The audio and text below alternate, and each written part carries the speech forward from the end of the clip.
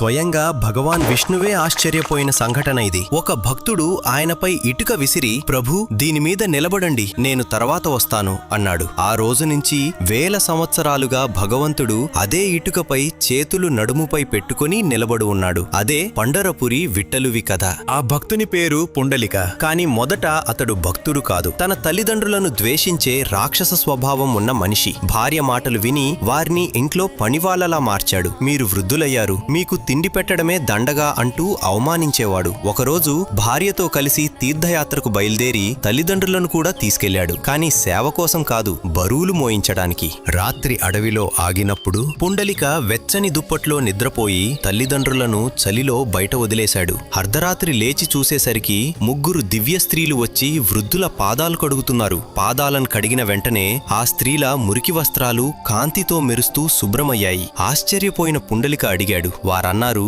మేము గంగా, యమున, సరస్వతి. ప్రజలు తమ పాపాలను కడగడానికి మాలో స్నానం చేస్తారు, అందుకే మేము మలినమవుతాం. కాని ఈ తల్లిదండ్రుల పాదసేవ వల్ల మళ్లీ పవిత్రులమయ్యాం అన్నారు. ఆ మాటలు విన్న క్షణమే పుండలిక మనసు పూర్తిగా మారిపోయింది. తీర్థయాత్రను వదిలి జీవితాంతం తల్లిదండ్రుల సేవనే తన ధర్మంగా చేసుకున్నాడు. అతని భక్తి మహిమ స్వర్గం వరకు చేరింది. స్వయంగా భగవాన్ విష్ణువు అతని దగ్గరకు వచ్చాడు. కాని పుండలిక సేవలో ఉండడంతో వెనక్కి కూడా తిరగకుండా ఒక ఇటుకను విసిరి, ప్రభూ, దీనిమీద నిలబడండి అన్నాడు.